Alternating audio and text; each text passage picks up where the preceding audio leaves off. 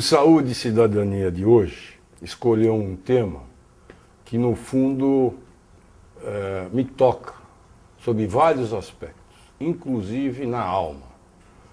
Tragédia no Rio de Janeiro, mais especificamente na região serrana do Rio de Janeiro.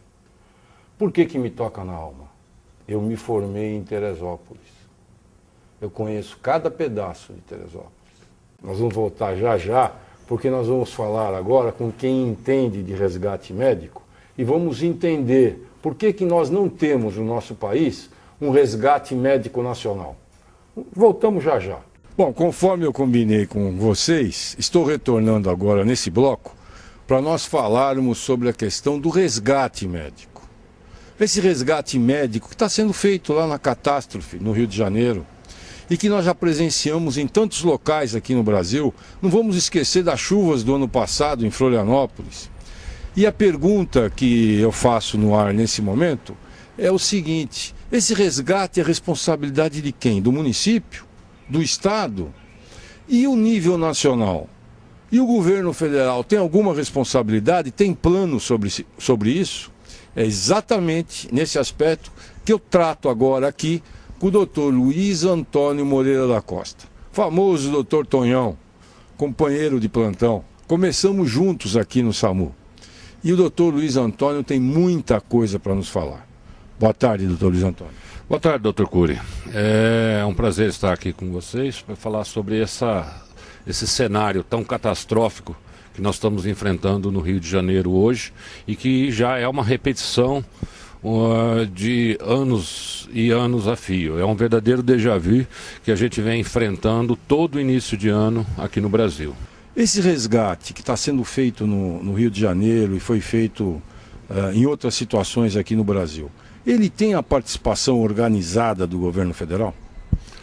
Não tem, doutor.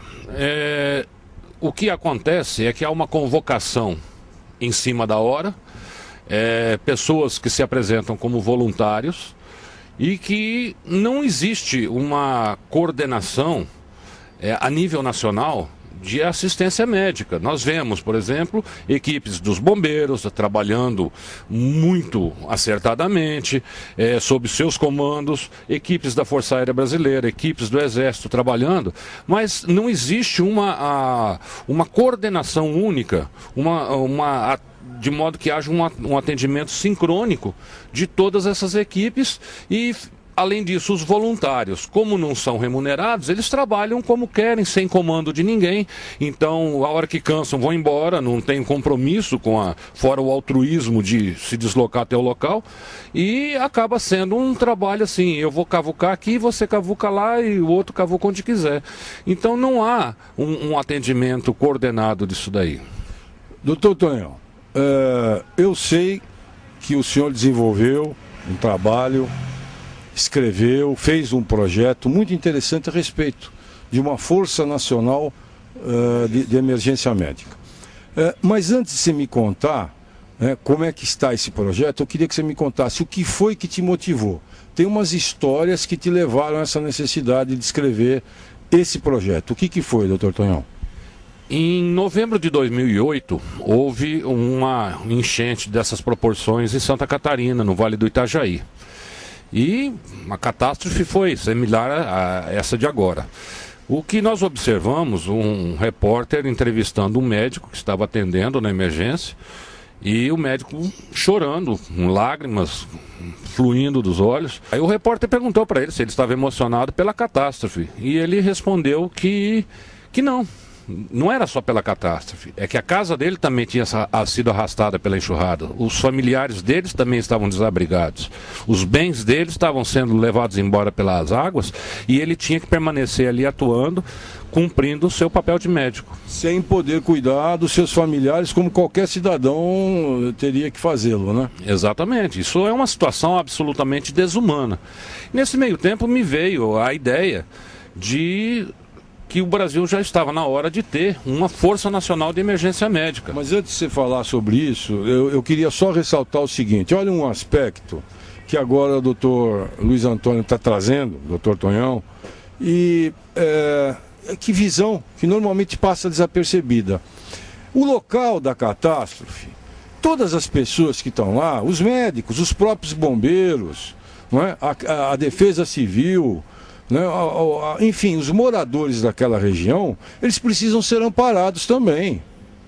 Então, olha a importância que é você ter, por exemplo, uma Força Nacional organizada para isso. Porque você também dá oportunidade para aqueles que são esses profissionais que estão trabalhando no resgate, tenham a oportunidade de cuidar dos seus familiares, de buscar uma saída razoável, ética, uma saída confortável para os problemas que eles estão enfrentando pessoalmente. Então eu confesso que a sua percepção, a sua sensibilidade foi sensacional. Mas enfim, aí é que isso te incentivou, te inspirou a escrever então esse projeto nacional de emergência médica, é isso?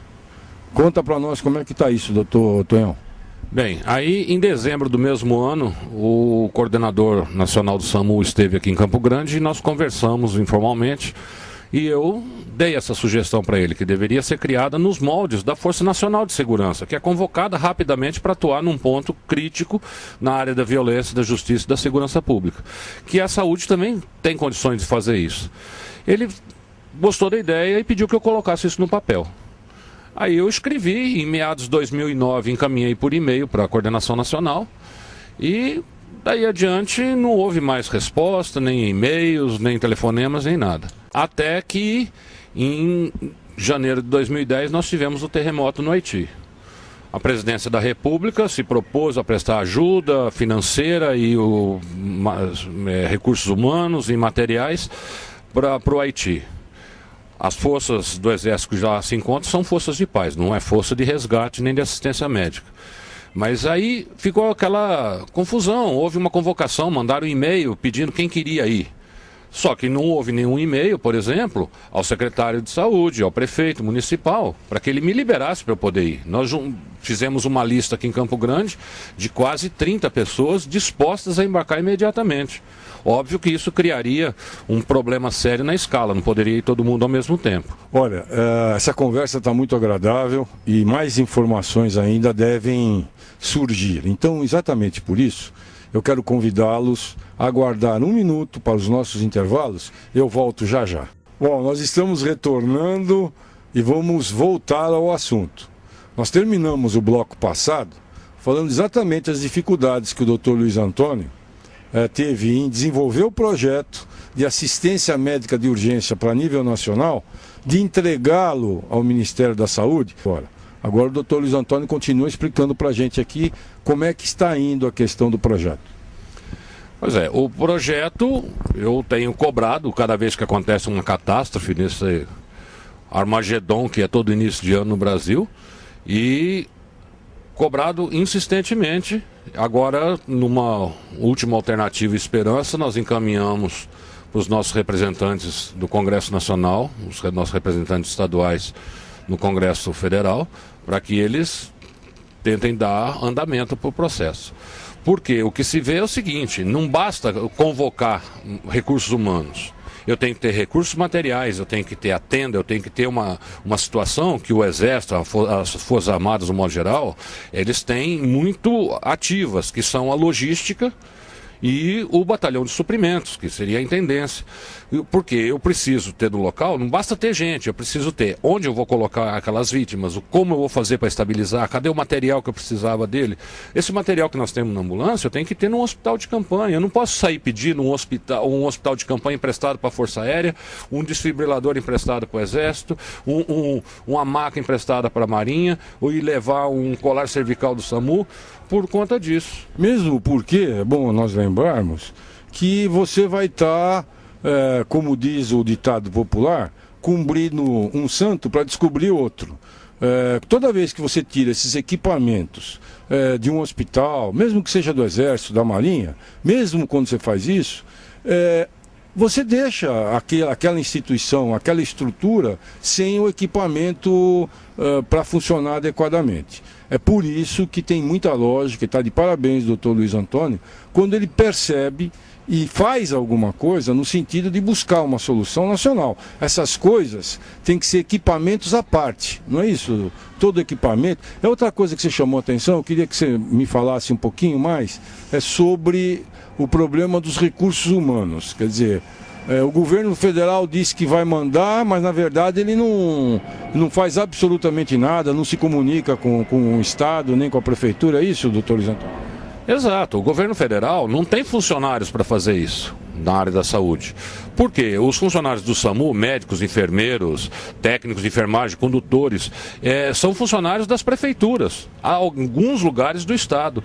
Então o que tem? A primeira providência é uma pactuação com as prefeituras, com os gestores estaduais e municipais, para que esse pessoal possa ser liberado desburocratizadamente, rapidamente, porque já está pactuado, para ser mobilizado. Obviamente, essa mobilização seria fracionada. Alguns de Campo Grande, uns de Dourados, outros de São Paulo e Curitiba, de modo a não desfalcar a própria escala. Mas juntar equipes que seriam treinadas em uníssono, de modo a todo mundo trabalhar da mesma maneira, como já é no SAMU do Brasil inteiro, o senhor sabe disso, e poder ser convocado uma equipe grande, que atuaria durante um período de tempo, depois retornando aos seus locais de origem, sendo substituída por novas equipes. Sr. Luiz Antônio, meu amigo Tonhão, companheiro de plantão, olha, eu vou ser sincero, eu acho que nem eu e nem você gostaríamos de estar fazendo esse programa. Concorda? Com certeza, a gente gostaria que essas equipes, primeiro que não houvesse essa catástrofe, que a região serrana do Rio de Janeiro continuasse sendo bela e bonita como nós conhecemos por lá. Você estudou lá, inclusive, né? E que em caso de haver essas ocorrências, que elas fossem menos graves do que foram hoje. Exatamente. Eu quero terminar o programa de hoje agradecendo o Luiz Antônio, e nós dois lamentando que o tema tenha sido esse. Então, para despedir de vocês, eu quero, lamentavelmente, ainda comentar isso, mas também dizer que espero que nós tenhamos contribuído. Eu acho que muita coisa que foi dita aqui, com certeza vai ser útil. Não só as informações do Dr. Luiz Antônio, mas as informações que nós tivemos no CREA e também alguns pareceres que nós demos aqui, eu acho que eles podem nos ajudar muito. Eu agradeço muito a audiência de vocês. Eu quero dizer que nós continuamos muito felizes de receber sugestões, comentários no nosso blog, que é o www.saudecidadania.com. Eu espero todos vocês sábado que vem, aqui na Band, em 2 horários, 8h30 da manhã e 15 para 6 da tarde.